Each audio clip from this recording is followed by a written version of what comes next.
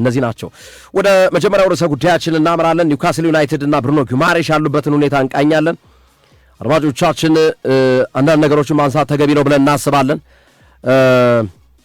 ኤዲሄው ከአሰልጣኝነት መልቀቃቸውን መግለጻችን ይታወሳል። ኤዲሄው በዋናነት የለቀቁበት ምክንያት ምንድነው? ተጫዋቾችን ኒውካስል በቁጥጥር ስር አድርጎ ማቆየት አልቻለም፣ እየለቀቁብኝ ነው፣ ስለዚህ እኔ ደግሞ እቅድ የተበላሸ የሚሉ ሐሳቦችን ነው። ለምሳሌ ሳንድሮ ቶናሊ ለቋል፣ ወደ ቶተንሃም ስፐርስ አምርቷል። ኦልሞስት ብሩኖ ጉማሬሽ ያለቀ ጉዳይ ነው። ወደ አርሰናል 80 ሚሊዮን ፓውንድ አርሰናል እንደሚከፍል ይጠበቃል። 78ቱን ቀጥታ 2 ተጨማሪ ክፍያዎችን እንደሚከፍል ይጠበቃል። አንቶኒ ጎርደን ወደ ባርሴሎና አምርቷል። እንደምታውቁት አድማጮቻችን ከዚህ በፊት ኢሊዮት አንደርሰን ተመሳሳይ አይነት ከቡድኑ ከኒውካስል ዩናይትድ የለቀቀ እንደሆነ ይታወቃል። አሁን ደግሞ ማንቸስተር ዩናይትድ ሌዊስ ሆልን ለማስፈረም ተዘጋጅቻለሁ ብሏል። ስለዚህ ምን ቀረ? ባለፈው ዓመት አሌክዛንደር ኢዛክን ለሊቨርፑል አሳልፎ ሰጠ። የሊቨርፑል ቡድን ኢዛክን የተፈለገውን ያህል ጥቅም ባያገኝም አሌክዛንደር ኢዛክ ከኒውካስል መልቀቁ ግን የኤዲ ሆውን እና የኒውካስል ዩናይትድ መቅኔ እየፈሰሰ እንደሚገኝ ነው ማሳያ የሚሆነው። ልብ በሉ፣ አሌክዛንደር ኢዛክ፣ አንቶኒ ጎርደን፣ ሳንድሮ ቶናሊ፣ ብሩኖ ጉማሬሽ፣ ኤሊዮት አንደርሰን ከዚህ በፊት እና አሁን ደግሞ ሌዊስ ሆል ወደ ማንቸስተር ዩናይትድ የመግባቱ ነገር እርግጥ መሆኑ ማሳያ ነው እና በዚህ ምክንያት ነው የለቀቁት። ዲኤንኤውን አጥቷል ኒውካስል ዩናይትድ። ስለዚህ ምን አረጋለሁ በሚል እንደለቀቁ እየተገለጸ ይገኛል። እንደ መንደርደሪያ የማነሳው ነገር ቀጣዩ የኒውካስል ዩናይትድ አሰልጣኝ ማቲያስ ዣሴል ይሆናሉ ተብሎ ይጠበቃል። ማቲያስ ዣሴል ስፔን ነገ ይገባሉ ተብሎ ይጠበቃል። ፕሪሲዝን ላይ እንደሚገኙ ይታወቃል። ኒውካስል ዩናይትዶች ብሩኖ ጉማሬሽ አልተጓዘም ወደ ስፔን ማለት ነው። ኒውካስል አሁን ወደ ስፔን አምርቷል። አዲሱ አሰልጣኛቸው ማቲያስ ዣሴል የ38 ዓመት ኤዲሆን ተክተው ክለቡን ለ5 ዓመት ኮንትራት ይፈራረማሉ ተብሎ ይጠበቃል። ስፔን በቀጥታ በፕሪሲዝን ልምምድ ላይ የሚገኘውን ቡድን እንደሚቀላቀሉና ፊርማቸውንም እዛው አኑሮ ቡድኑን ማቲያስ ዣሴል እንደሚያሰለጥኑ ይጠበቃል። የ38 ዓመቱና የብሩኖ ጉማሬሽ ጉዳይ ኒውካስል ዩናይትድ አያይዘን ያለውን ነገር እናነሳለን። ሶፊ መንደርደሪያውን ለዛ ላይ ያቀርባል። መንደርደሪያ ነው ግርምዬ፣ አመሰግናለሁ። ብሩኖ ጉማሬሽ፣ ቪኒሲየስ ጁኒየር እና መሰል ዜናዎችን አጠቃለን ሁሉንም አፕዴት እናደርጋለን። አሁን ሚዲያዎች በሙሉ ትኩረታቸው እነዚህ ላይ ስለሆነ እነዚህ እናነሳለን። ከዛ ቀደም ሲል እንደጠቀስነው ሌሎቹም ክለቦችን በተመለከተም ያሉ መረጃዎችን መግቢያችን ላይ እንዳለው ምናልባት ዘገይቱላችሁ የገባችሁ ካለው ማንቸስተር ዩናይትድ 230 ሚሊዮን ፓውንድ መድቧል ለቀሪ ዝውውሮች። እሱንም አብረን ከምናነሳቸው መካከል። ስለዚህ ቀዳሚ ጉዳያችን የብሩኖ ጉማሬሽ ነው። አሁን ከጥቂት ደቂቃዎች በፊት በአርሰናል ቤት ውስጥ ታማኝነት ካላቸው መረጃዎች መካከል ቁጥር 1 የሚባለው ነው ናው ዶት አርሰናል። ምናልባት ማትከተሉት ካላችሁ ተከተሉት። ናው ዶት አርሰናልና ሃንድ ኦፍ አርሰናል ታማኝ አርሰናል መረጃ ሰጪዎች ናቸው እና ከጥቂት ደቂቃዎች በፊት ባወጣው መረጃ መሰረት ኒውካስልና አርሰናል በብሩኖ ጉማሬሽ ዝውውር ላይ ስምምነት ላይ ደርሰዋል። በአከፋፈል ጉዳይና በቦነስ ጉዳይ ላይ ብቻ ውይይታቸውን እያደረጉ እንደሚገኙ ተጠቅሷል። ለዝውውሩ አርሰናል 77 ሚሊዮን ፓውንድ እንዲከፍል ተስማምተዋል። 77 ሚሊዮን ፓውንድ አርሰናል ለብሩኖ ጉማሬሽ ዝውውር 77 ሚሊዮን ፓውንድ የሚከፍል ይሆናል ማለት ነው። ያም ማለት እንግዲህ ኒውካስሎች ሲያስቀምጡት ወደ ነበረው ዋጋ የተጠጋ ነው። ኒውካስሎች ከ80 እስከ 85 ሲሉ ነበረ። አርሰናል እስከ 60 ድረስ ሰጥቶ ነበረ። ስለዚህ አሁን 77 አካባቢ ነው። ኦልሞስት የኒውካስልን ሐሳብ የሚደፍነው የኒውካስልን ሐሳብ የሚያስቀምጥ ነው። በዩሮ ሲቀመጥ 90 ዩሮ ማለት 90 ሚሊዮን ዩሮ ወይም 77 ሚሊዮን ፓውንድ አርሰናል ለብሩኖ ጉማሬሽ ዝውውር ከኒውካስል ጋር ስምምነት ላይ ደርሷል።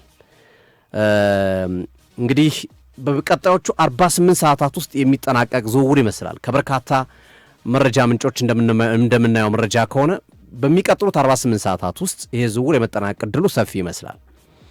እናም ያንን መሰረት በማድረግ ኒውካስል የክለቡ አመራሮች እና አሁን ላይ ሂዲሆ ከሄዱ በኋላ እሳቸውን የተኩ ሰዎች የስፖርት ዳይሬክተሩ ናቸው ለጊዜው ኒውካስልን እየመሩ ወደ ስፔን የሚገቡት እና መሰል የኒውካስል ትልልቅ አመራሮች ከብሩኖ ጉማሬሽ ጋር ስብሰባ እንደሚቀመጡ ታውቋል። ስብሰባ ይቀመጣሉ። ያው ዝውውሩን ለመጨረስ በሚደረገው እንቅስቃሴ ውስጥ በሚኖራቸው ሚና በሚቀጥሉ ሰዓታት ውስጥ ስብሰባው ከተከናወነ በኋላ እንግዲህ ዝውውሩ ይጸድቃል ማለት ነው። አብዛኛው ነገር ተጠናቋል። ከቦነስ ጋር በተያያዘ ነው ኒውካስልና አርሰናል ውይይት እያደረጉ ያሉት። ቦነስ በምን መንገድ እንስጥ፣ እንዴት እናርግ ምናምን የሚሉ ላይክ ሻምፒዮንስ ሊግ ካነሳን፣ ፕሪሚየር ሊግ ካነሳን የሚሉና መሰል ነገሮች በብዛት ስለሚነሱ ማለት ነውና ይህንም ተከትሎ ሌላው አዲሱ አፕዴት እንግዲህ ከሁለቱ ክለቦች መስማማት በዘለለ ሌላኛው ደግሞ በጣም ጠቋሚ የሆነ ነገር ብሩኖ ጉማሬሽ እንደሚታወቀው ዛሬ ቡድኑን ተቀላቅሎ ወደ ስፔን ላማንጋ እንደሚጓዝ ይጠበቅ ነበር። ስኬጁሉ እንደዛ ነበረ። ግርሜ ለረጅም ጊዜ ትኬት ተቆርጦለታል። ወደ ስፔን እንደሚያመራ ላማንጋ እንደሚደርስ እዛ ቅድመ ዝግጅት ከቡድኑ ጋር እንደሚሰራና መሰል ነገሮች ተስተካክለውለት የቆየበት ሂደት ነበረ። ግን ድንገት ነው ማን ነው ግን ሀሳብ ለውጥ አለ።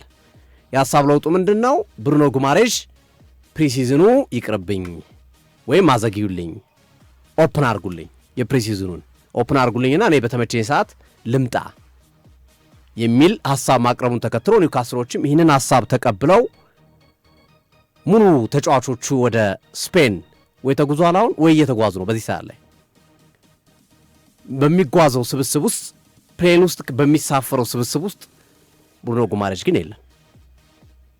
አሁን እየወጡ ያሉ መረጃዎች በሱ ጥያቄ ነው። በቃ ትኬት አራዝሙልኝ፣ ኦፕን አርጉልኝና እኔ በፈለግኩ ሰዓት ልምጣ የሚል ጥያቄ ስላነሳ ነው የሚል ነገር ነው እየተነሳ ያለው። ግን እውነታው ያው ዝውውሩን በጥቂት ሰዓታት ውስጥ ያልቃል ተብሎ ስለተገመተ ነው። አብዛኛው ስምምነቶች እየተጠናቀቁ ስለሆነ ልጁን ከማመላለስ ወደ ስፔን ሄዶ እንደገና ደግሞ ወደ እንግሊዝ እንደዚህ ለሕክምና ምርመራ መሰል ነገሮች ከሚጠራ በዚሁ ወደ አርሰናል እንዲሄድ የተፈለገ ይመስላል። እንግዲህ የመረጃ ምንጮቹ የዝውውር ጉዳይ ሁሌም እንደምንናገረው የዝውውር ጉዳዮች መረጃዎቹን ውሰዱ፣ ነገር ግን እርግጠኛ አይደሉም የዝውውር ጉዳዮች ሁሌም።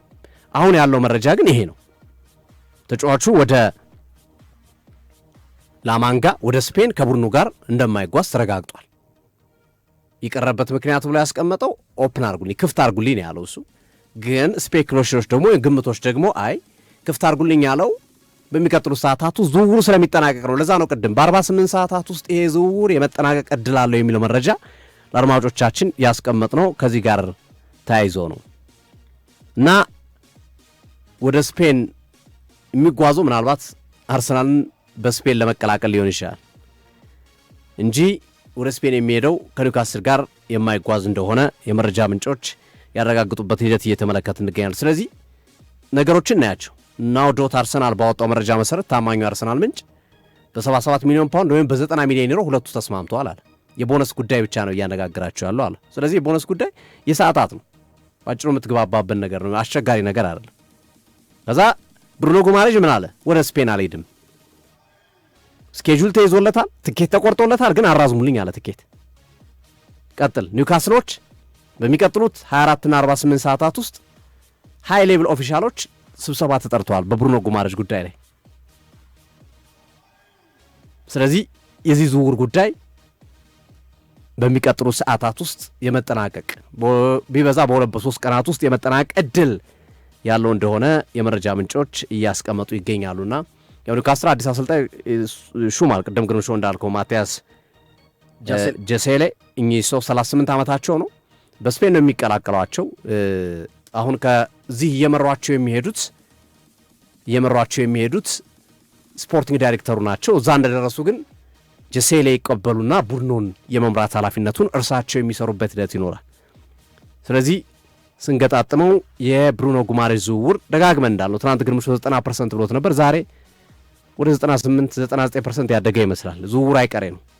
አብዛኞቹ ምንጮች ይሄ ማለት ተቃርኖ ያላቸው ዘገባዎች የሉ ከብሩኖ ጉማሬሽ ጋር ተያይዙ። አብዛኞቹ ተመሳሳይ ናቸው። ተቃርኖ ቢኖር ሜቢ ዝውውሩ ወደ ኋላ ተመለሰ ወይ ምናምን ትላለ። ግን ይበልጥ የሚደግፉ ይበልጥ ከፍ የሚያደርጉ አሁን የዛሬዎቹ አፕዴቶች ዝውውሩን በደንብ የሚያፈጥኑ ናቸው። አልሄድም ማለት ወደ ስፔን ግልጽ ነገር ነው። እንደገና ክለቡ ስብሰባ መጥራቱ ሌላ ግልጽ ነገር ነው።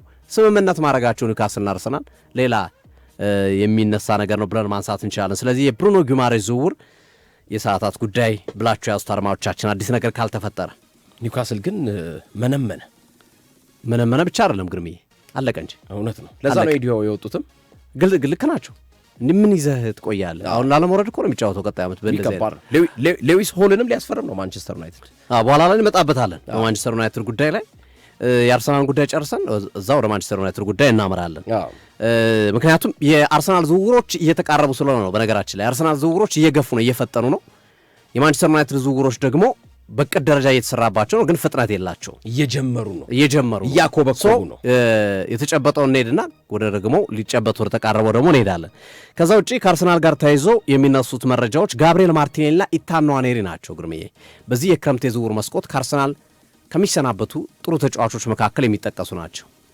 ማርቲኔሊን በሚመለከት የሳውዲ አረቢያ ክለቦች ብቻ ሳይሆኑ የጣሊያን ክለቦችን መጥተዋል። አሁን ሮማ የጋብሪኤል ማርቲኔሊ ፈላጊ ነው መጥተዋል። አሌሃንድሮ ጋርናቾን ዝውውር መፈጸም አለመቻላቸውን ተከትሎ ማርቲኔሊን ፈልገው መጥተዋል። ግን ዋጋው የሚቀመስ አይመስለኝም። የማርቲኔሊ እነ ጋርናቾን እኮ በ40 በ50 ለመጨረስ ነበር። አሁን ካለው ገበያ አንጻር ጋብሪኤል ማርቲኔሊ ለእኔ የ90-80 ሚሊዮን ፓውንድ ተጫዋች ጋብሪኤል ማርቲኔሊ ከሌሎች ተጫዋቾች አንጻር ከዚህ ከወቅታዊ የገበያ ግሽበት አንጻር ስንመለከተው ኢንፍሌሽን አንጻር ስንመለከተው እና ሮማ ይህንን ያህል ገንዘብ አውጥቶ ይገዛል ጥያቄ ያስነሳብኛል። ዞሮ ግን የጋብሪኤል ማርቲኔሊ ለሽያጭ ቀርበዋል። ፈላጊዎች እየመጡ ነው። ባለፉት 24 ሰዓታት በጣም በፍጥነት እየመጡ ነው። የጋብሪኤል ማርቲኔሊ ጉዳይ በዚህ ሁኔታ ነው ያለው። ኢታን ንዋኔሪን በሚመለከት ኢታን ንዋኔሪ በአርሰናል የፕሪሲዝን የቅድመ ዝግጅት ጨዋታ ላይ እየተሳተፈ ይገኛል እና አሰልጣኝ ሚኬል አርቴታን በጣም የሚያሳምን ብቃት ካሳየ ሊቆይ ይችላል። ግን የመቆየት እድሉ ጠባብ ነው። ምክንያቱም እዛ ቦታ ላይ ኢዛ ያለ ኦዴጋርድ አለ እዛ ቦታ ላይ መጫወት የሚችል ኢቭን ሚካኤል ሜሪኖ አለ እዛ ቦታ ላይ መጫወት የሚችል ብዙ አማራጮች አላቸው እና ራሱን አውትስታንዲንግ አድርጎ ራሱን ለየት አድርጎ ኢታን ንዋኔሪ በዚህ ቅድመ ዝግጅት ጨዋታ ላይ ማሳየት ካልቻለ የመሰናበት እድሉ ሰፊ ነው እና አሁንም ባለው ሁኔታ በቂ ነው ወይ ፐርፎርም እያደረገ ያለበት መንገድ የሚለው ጥያቄ የሚያስነሳ መሆኑን ተከትሎ ኢታን ንዋኔሪም ውስጥ ለውስጥ ለገበያ ስለመቅረቡ እየተነገረ ነው። ጁቬንቱስ እና ቦሩሲያ ዶርትሙንድ የዚህ ተጫዋች ፈላጊ ሆነው ብቅ ያሉ ክለቦች ናቸው እና አርሰናል ተጫዋቹን 50 ሚሊዮን ፓውንድ ገምቶታል ወይም 50 ሚሊዮን ፓውንድ የሽያጭ ዋጋ አስቀምጦበታል። 19 ዓመቱ ነው። ሪሴል ቫልዩ በጣም ከፍተኛ ነው። ራሱን ማሳየት የሚችል ከሆነ ወደ ሌላ ክለቦች ማምላት በኦሎምፒክ ማርሴይ ያሳለፈው የውሰት ቆይታ አስደሳች ያልነበረም። በተለይ እሱ እንዲመጣ ያደረጉት ዲዘርቢ ናቸው። ከአርቴታ ጋር ተነጋግረው ኢታን ንዋኔሪ ወደ ኦሎምፒክ ማርሴይ ሲመጣ የክለቡን ፕሬዚዳንት አምኖ አይደለም፣ የክለቡን አመራሮች አምኖ አይደለም። ወደ ማርሴይ የመጣው ዲዘርቢን ብሎ ነው። ዲዘርቢ ወጣቶች ላይ የሚሰሩ አሰልጣኝ ስለሆኑ ወጣቶች ላይ ልዩነት መፍጠር የሚችሉ አሰልጣኝ ስለሆኑ እሳቸውም ብሎ የሚመጣ መሆኑን ገልጾላቸው ነው የመጣው። ግን አልሆነም። ዲዘርቢ ወዲያ ነው ከኦሎምፒክ ማርሴይ ጋር የተለያዩት። ብዙም ሳይቆዩ የተወሰኑ ጨዋታዎች ላይ እድል ሰጡት። ከዛ ወጡ እሳቸው ከወጡ በኋላ ኢታን ንዋኔሪ ደብዛው እስኪጠፋ ድረስ ማየት እስከምንቸገር ድረስ በኦሎምፒክ ማርሴይ እግር ኳስ ክለቡ ሳንመለከተው ቆይተናል። ከዛ ውሰቱ የተሳካ አልነበረም የኦሎምፒክ ማርሴይ ቆይተው። እንግዲህ ቅድመ ዝግጅት ላይ ራሱን ማሳየት ከቻለና አርቴታን ካሳመነ ካልሆነ በስተቀር የመሸጥ እድሉ ሰፊ ነው። እንዲህ አይነት ተጫዋች እያመጣ ብሩኖ ጎማሬዥን በ70-80 እየመጣ እነ ቪኒሲየስ ጁኒየርን እያሰብክ እነ ጁሊያን አልቫሬዝን እያሰብክ እንዲህ አይነት ተጫዋቾችን የመሸጥ ግዴታ ውስጥ ትገባለህ። አንደኛ የፔሮልን የገንዘብ ክፍያን ፔሮልን ማስተካከል አለብህ። ሁለተኛ ገቢና ወጪ ማስተካከል አለብህ። እነሱ ለማድረግ እንደ ኢታን ንዋኔሪ አይነት እንደ ማርቲኔሊ አይነት ተጫዋቾች የኤሚሬትስ በር ላይ የቆሙ ወይም የሽያጭ ሂደት ውስጥ የገቡ ተጫዋች እንደሆኑ መናገር ይቻላል። ዶርትሙንድ ኢታን ንዋኔሪ ላይ በጣም ገፍቶ የመታ ክለብ እንደሆነ የመረጃ ምንጮች እየጠቆሙ ይገኛሉ። በዚሁ የቪኒሲየስ ጁኒየር ላይ ብዙ አድማጮቻችንም እየጠየቁን ነው። ምን አፕዴት አለ፣ ምን አዲስ ነገር አለ የሚሉ መረጃዎችን እየጠየቁን ነው። ከቪኒሲየስ ጁኒየር ጋር በተያዘ ካሉ መረጃዎች መካከል ቪኒሲየስ ጁኒየር ለአርሰናል የስ ብሏል። አርሰናል ፕሮሲድ ማድረግ ይችላል፣ መቀጠል ይችላል ዝውውሩ። ነገር ግን ተጫዋቹ አሁን አዲሱ መረጃ ተጫዋቹ አርሰናልን ፈልጓል። ግን አርሰናልን የሚፈልገው ግን የማድሪድ ኮንትራቱ በሚፈልገው መንገድ ካልሄደ ነው። የማድሪድ ኮንትራቱ በሚፈልገው መንገድ እየሄደ ስላልሆነ አርሰናል ዝውውሩ ላይ ገብቶ እንዲቀጥል ፈቅደዋል። ነገር ግን ኤኒታይም ማድሪድ ሐሳብ ቀይሮ በቃ የክሊያን ምባፔ ያልከውን ገንዘብ እከፍልሃለሁ ካለው የሚቆይ ሆነ። ነገር ግን ፖዚቲቭ ነገር ፕሮሲድ እንዲያደርጉ ለኤጀንቶቹ ፈቅዶ አርኤምሲ የተባለውና አይ ቲንክ በእውቁ የሙዚቃ ሰው የሚመራ ነው አርኤምሲ የቢዮንሴ ባለቤት የቢዮንሴ ባል ነው ጄዚ ነው አርኤምሲን በርካቶች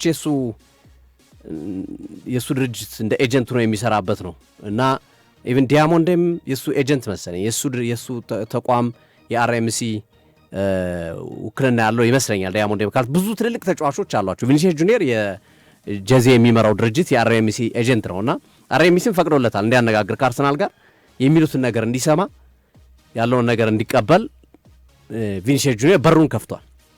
ስለዚህ አሁንም የማድሪድ ጉዳይ ነው የሚጠበቀው። ግን የሆነ የሚያሳይ ነገር እንደው የምትመለከተው ነገር የቪኒሲየስ ጁኒየርም ዝውውር ግርምሾ ትናንት አይቀርም እንዳልከው የሚቀር አይመስልም። ለምን ማድሪድ ትናንት ተጫዋች አስፈረመ።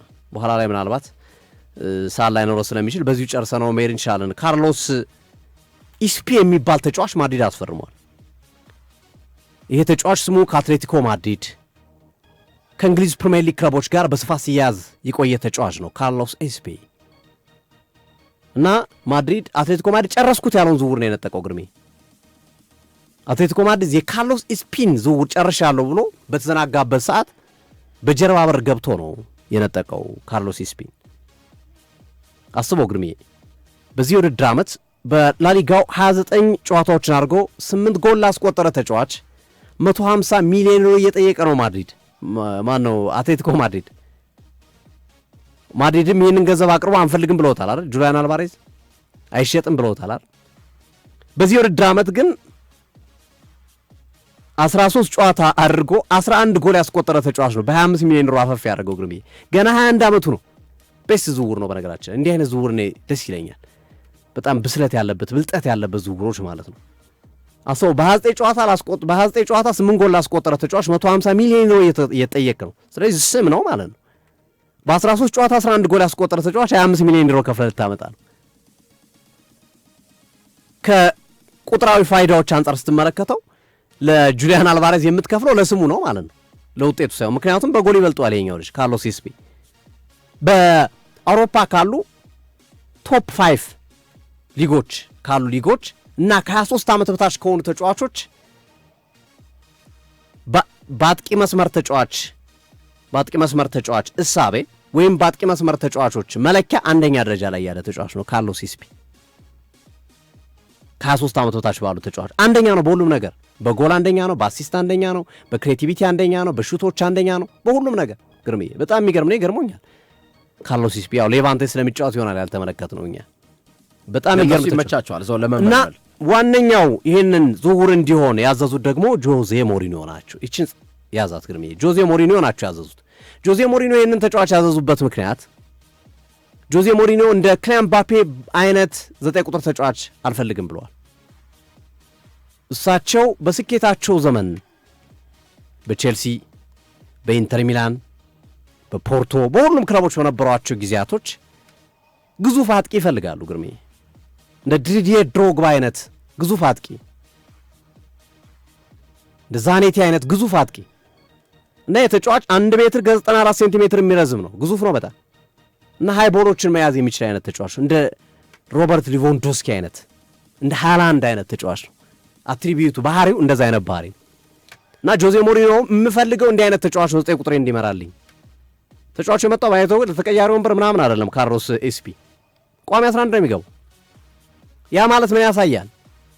ምባፔ ወደ ለመደው ወይም ወደሚያውቁ ወደ ግራ መስመር የአጥቂ መስመር ተጫዋችነት ሊመጣ ነው ማለት ነው፣ ወደ ተፈጥሯዊ ቦታው። በቪኒሲየስ ጁኒየር ምክንያት ሁለቱም ተመሳሳይ ቦታ ላይ የሚጫወቱ ስለሆነ ምባፔን በ9 ቁጥር ሚና ነበረ በአብዛኛው ዘንድሮ ሲያጫውቱት የነበረው በሪያል ማድሪድ ክለብ ውስጥ። አሁን ግን ምባፔ ወደ 9 ቁጥር ላይ ካርሎስ ኢስፒን አጫውታለሁ ካልክ እንግዲህ ምባፔን 10 ቁጥር ላይ ልታጫውቱ አይደለም፣ መስመር ላይ ልታወጣው ነው የሚሆነው። ግራ ወይ ቀኝ መስመር፣ ያው ግራ መስመር ነው የሱ ደግሞ በብዛት የሱ መጫወቻ ስፔስ የክሊያን ምባፔ። ስለዚህ ይሄ የሚጠቁምህ የቪኒሲየስ ጁኒየር ዝውውር እንደው ማድሪዶች ለማስወደድና ለመሳሰሉት ነገሮች እየተናገሩት ካልሆነ በስተቀረ ዝውውሩ እየገፋ እየመጣ ነው። ምክንያቱም አሁን የሚያስፈርሟቸውን ተጫዋች ስትመለከት ካርሎስ ኢስፒን፣ ያን ዲያሞንዴን እያመጡ ነው ያሉት። እንግዲህ ካርሎስ ስፒና አንዲያሞንዴን ጨምረ እዚህ አጥቂ መስመር ላይ አይድል ልታረጋቸው ልታስቀምጣቸው ሊሆን አይችልም። ኦቬስ ነው የምትሸጠው አንድ ተጫዋች አለ። ስለዚህ እሱን የምንመለከት ይሆናል። ግን እንዲህ አይነት አፕዴቶች አሉ አርማዎቻችን። አዲስ ነገሮቹ በጆዜ ሞሪኖ ትእዛዝ ካርሎስ ኢስፒ መምጣቱና ቪኒሲየስ ጁኒየር ደግሞ ለአርሰናል ፕሮሲድ አድርጉ ቀጥሩ፣ ውይይታችሁን ቀጥሩ ከወኪሌ ጋር ብሎ ፍቃድ መስጠቱ እነዚህ እንደ አፕዴት የሚጠቀሱ ናቸው። ግርሜ አንድ መረጃ ለማቅረብ ነው። አሁን የወጣ ዘገባ ነው። ዘገባው የፊፋና የተለያዩ አህጉራት ኮንፌዴሬሽኖች ላይ ያለው ፍጥጫ አሁንም እንደቀጠለ ነው። ካርሎስ ኮርዴሮ ይባላሉ። ካርሎስ ኮርዴሮ ደግሞ የፊፋው ፕሬዚደንት ጂያኒ ኢንፋንቲኖ ከፍተኛ አማካሪ ናቸው እና ፕሮፖዛሉን በመቃወም ይሄ አዲስ ፊፋ ያዘጋጀውን ፕሮፖዛል በመቃወም ከስልጣናቸው መልቀቃቸውን አሳውቀዋል።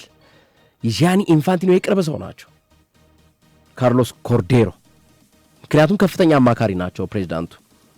አድማጮች አሁንም ግልጽ ለማድረግ ያክል የሰሞኑ ትልቁ ከዝውውር ባልተናነሰ በከፍተኛ ሁኔታ የፊፋና የዩኤፋ ውዝግብ ነው። ፊፋ የፊፋን የዓለም ዋንጫ ውድድሮችን የንግድ መብቶች የሚያስተዳድር አዲስ ኩባንያ መፍጠር ይፈልጋል።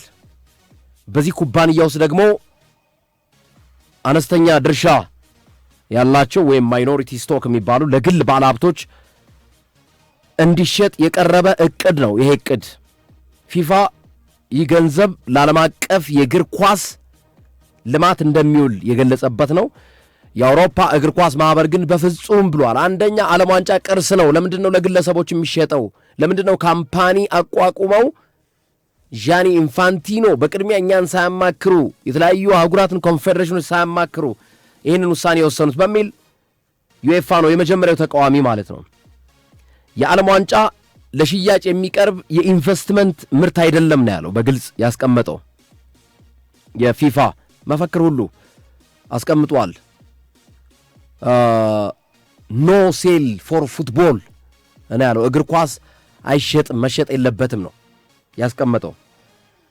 የግል ባለሀብቶች ከገቡ ደግሞ ዋነኛው ትኩረት ከእግር ኳስ ይልቅ ወደ ትርፍ ሊዞር ይችላል ብሎ ነው ዩኤፋ ሌላኛው ምክንያት ያቀረበው። ይህ ፊፋ ያቀረበው ፕሮፖዛል አዲስ ካምፓኒ ያቋቁሞ በዛ ካምፓኒ ውስጥ ማይኖሪቲ ስቶክ ለባለሀብቶች ሰጥቶ የተዘጋጀው እቅድ ላይ ጂያኒ ኢንፋንቲኖ 2031 ላይ የዚህ ካምፓኒ ፕሬዝዳንት መሆን የሚፈልጋሉ ነው እና የራሳቸውን ጥቅም ለማግበስበስ የሚደረግ ነው። ከዩኤፋ በተጨማሪ እስያ፣ ላቲን አሜሪካ ኮንፌዴሬሽኖች ተቃውመዋል። ካፍና ኮንካካፍ ብቻ ይቀራሉ። የዓለም ዋንጫ የእግር ኳስ ታሪካዊ ቅርስ ስለሆነ ለግል ባለሀብቶች ድርሻ መስጠት ተገቢ አይደለም በሚል ነው ዩኤፋ ያስቀመጠው። በዚህ ምክንያት እንግዲህ ዩኤፋና 55 አባል ፌዴሬሽኖች ፊፋ እቅዱን ካልተው የፊፋ ውድድሮችን እንደማይሳተፉና ቦይኮት እንደሚያደርጉ ይፋ አድርጓል። በጣም ትልቅ ዜና ነው። አሁን ከደቂቃዎች በፊት ደግሞ የጂያኒ ኢንፋንቲኖ የፊፋው ፕሬዝዳንት ከፍተኛ አማካሪ ሲኒየር አድቫይዘር የሆኑት ካርሎስ ኮርዴሮ በዚህ ምክንያት ስልጣናቸውን መልቀቃቸውን ይፋ አድርገዋል። ጂያኒ ኢንፋንቲኖ ችግር ውስጥ ገብተዋል። በጣም ችግር ውስጥ። ይህንን ለመጥቀስ ያክል ነው። ሰበር ብሎ ስካይ ስፖርት ስላወጣው ነው ኮርዴሮን መልቀቅ ማለት ነው። አሁን ላይ ሰበሩ ትልቁ ሰበር ብሩኖ ጉማሬጅ ነው። ግርሜ ጨርሰዋል። ኒውካስልና አርሰናል ተስማምተዋል። ሁሉም መገናኛ ብዙሃኖች እየዘገቡት ነው። 90 ሚሊዮን ዩሮ ወይም 77 ሚሊዮን እሱኛው የዝውውር ሰበር ነው። ይሄኛው የዓለም እግር ኳስ ውዝግብ ነው። ተጣልቷል። ሶፊ በጣም ከባድ ጦርነት ነው በዩኤፋና በፊፋ መካከል ያለው ማለት ነው። ዓለም ዋንጫ በጣም አደጋ ውስጥ ገብቷል እና ጂያኒ ኢንፋንቲኖ እኔ ስልጣናቸውን መንበራቸውን የሚነቀንቀው ነው የሚመስለኝ። የሚቀጥሉ አይመስለኝም። እኔ ኢቨን በአስቸኳይ እንዲለቁ ሊደረግ ይችላል። ታስታውሳለህ የፊፋ ፕሬዚደንት የነበሩትን ከዚህ በፊት ሴፕ ብላተርን እንዴት አንጠልጥለው ከስዊዘርላንድ እንደወሰዷቸው ማለት ነው። በተመሳሳይ ሚሼል ፕላቲኒንም ከሙስና ጋር አያይዞ አሜሪካኖች በቀጥታ ጣልቃ ገብታ አንጠልጥላ ወስዳ የሙስና ተጠያቂ ያደረገቻቸው እና እኔ አሁንም ምናልባት ጥሩ ግንኙነት እንዳላቸው አስባለሁ ጂያኒ ኢንፋንቲኖና ዶናልድ ትራምፕ። ነገር ግን የአውሮፓ እግር ኳስ ማህበራት በጣም በከፍተኛ ሁኔታ ነው እየተቃወሙ የሚገኙት ይህን እቅድና በዚህኛው እግር ኳስ ትልቁ ሰበር የፊፋው ፕሬዚዳንት ሲኒየር አድቫይዘር በአስቸኳይ ከወንበራቸው ለቀዋል። የኢንፋንቲኖ ወንበር እየተነቃነቀ ነው፣ ችግር ውስጥ ገብተዋል። ይህንን ሰበር ብሎ ሌላኛው የወጣ ጉዳይ ነው። በእግር ኳሱ ዝውውር ደግሞ ብሩኖ ጊማሬሽ ሰበር ሆኖ መጥቷል። በጣም አሪፍ አድማጮቻችን፣ ከአጋሮቻችን መልእክቶች በኋላ ስንመለስ ደግሞ የማንቸስተር ዩናይትድ ለቀሪ ቀናት በሚቀጥሉ ቀናት የሚፈጸሙ ዝውውሮችን ለማከናወን 230 ሚሊዮን ፓውንድ ማንቸስተር ዩናይትድ መድቧል። በጣም ትልቅ ዜና ነው ይሄ ለቀዮቹ ሰይጣኖች ደጋፊዎች። እነማን ታስበዋል፣ በምን ሂደት ውስጥ ናቸው ውስጥ ያሉት የሚለው ደግሞ ቀጣዩ ቆይታችን ነው የሚሆኑት ከሌሎች አጫጭር የዝውውር መረጃዎች ጋር ጨምረን ማለት ነው። አጋሮቻችን አዲስ ዓመት ኤግዚቢሽንና ባዛር የ2019 ማለት ነው ከነሐሴ 21 እስከ ጳጉሜ 5 ይከናወናል። ቀኑ እየደረሰ ነው እንግዲህ